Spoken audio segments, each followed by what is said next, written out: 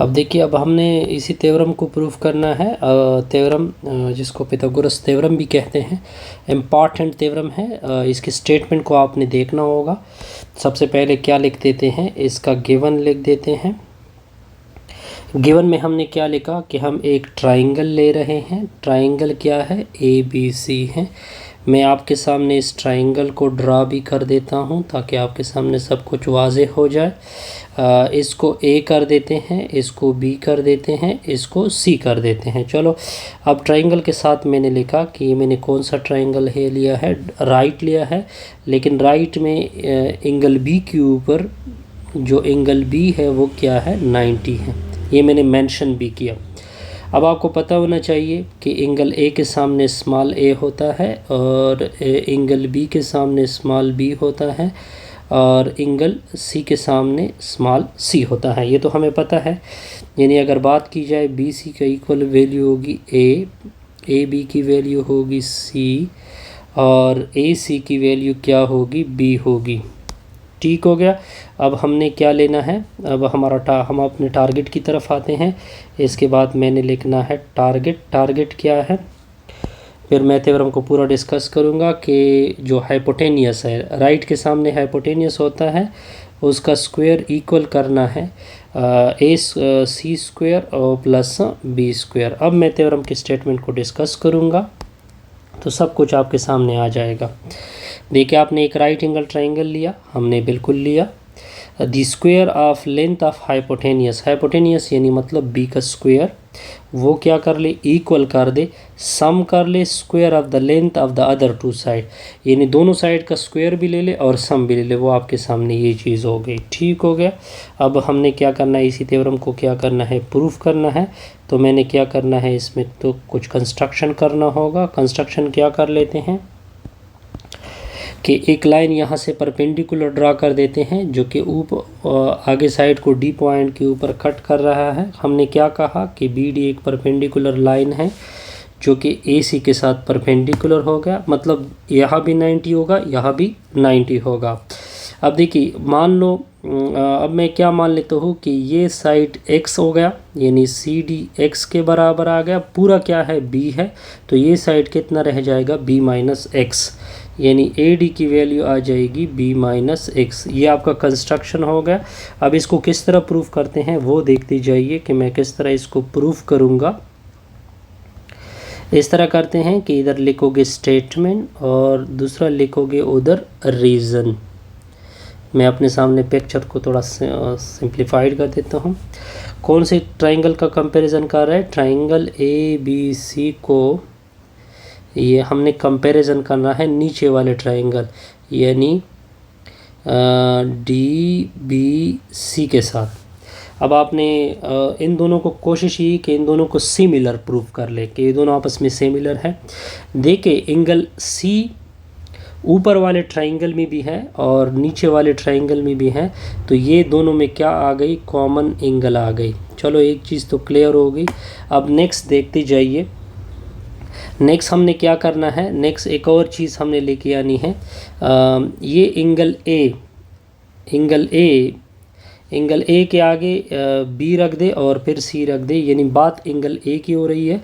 ये कहाँ इक्वल होगा, किसके साथ इक्वल कर देते हैं इसको। मैं इसको एंगल A को इक्वल कर देता हूँ एंगल B के साथ। किसके साथ इक्वल कर देते हैं, एंगल B के साथ। लेकिन B के इर्द गिर्द कौन से वो है, इधर D रख दे, इधर C रख दे और यहाँ पे रीज़न हम क्या देंगे, ये किसका कॉम्प्लीमेंट आ जाएगा, क्योंकि ये बेसिकली कॉम्प्लीमेंट है, यानी किसका कॉम्प्लीमेंट है, कॉम्प्लीमेंट है एंगल C का। कॉम्प्लीमेंट है किसका, एंगल C का।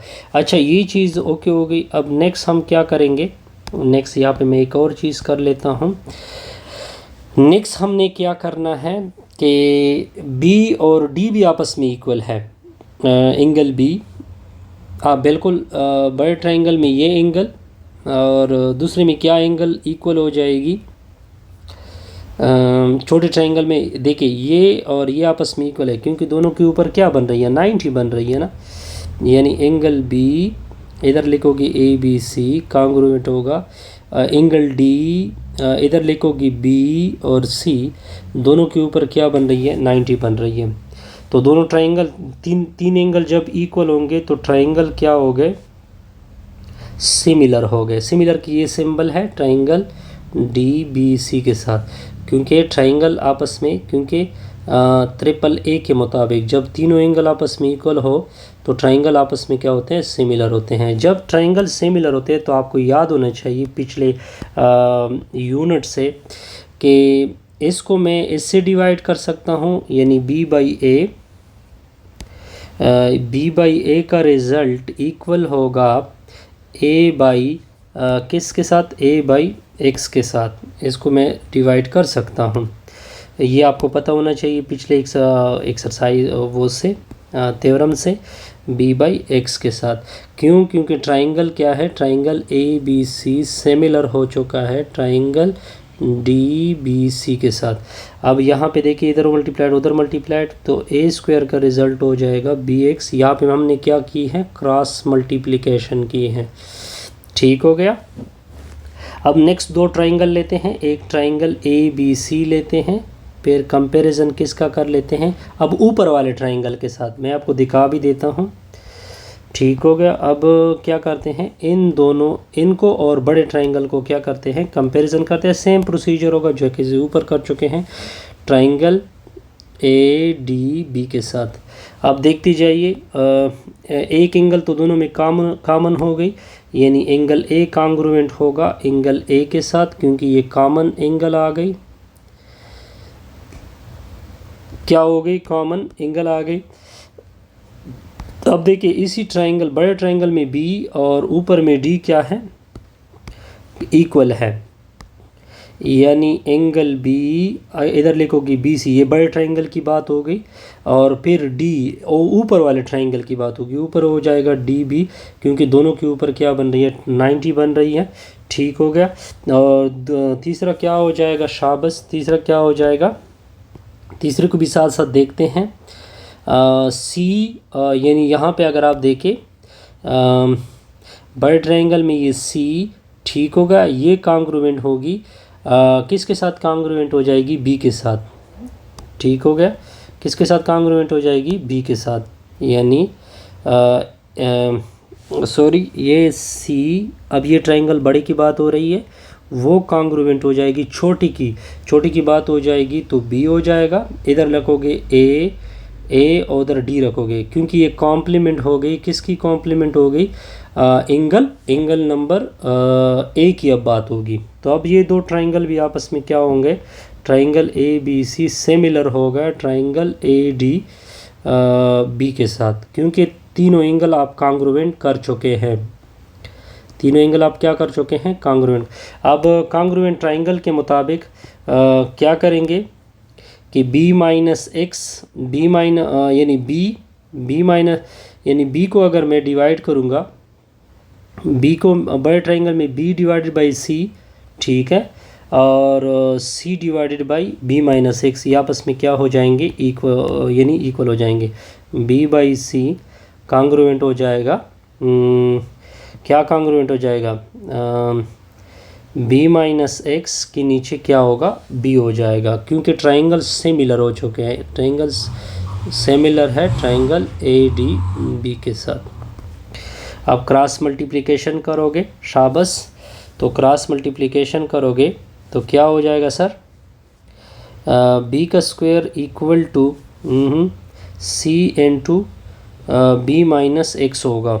यहाँ पे हमने गलती तो नहीं की है, सी के नीचे बी माइनस एक्स, सी के नीचे, सॉरी यहाँ पे मैंने गलती की है, यहाँ पे आ जाएगा सी बी माइनस एक्स, ये तो इधर आ जाएगा B into B minus X हो जाएगा, इक्वल टू हो जाएगा सी के साथ सी मल्टीप्लाइड होगा, या मैंने क्रॉस मल्टीप्लिकेशन की है, क्रॉस मल्टीप्लाई। ठीक हो गया। अब देखिए बी मल्टीप्लाइड होगा B square minus B X आएगा, ये सी मल्टीप्लाइड होगा, ये सी स्क्वायर हो जाएगा। ठीक हो गया। इसको उधर शिफ्ट करोगे तो B square equal to C square plus B X होगा। ठीक हो गया।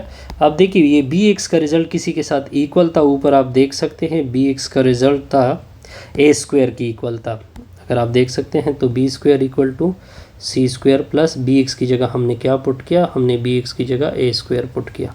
ये आपकी रिक्वायर्ड थ्योरम हो जाएगी। इससे हमारी ये वीडियो क्या होगी, कंप्लीट।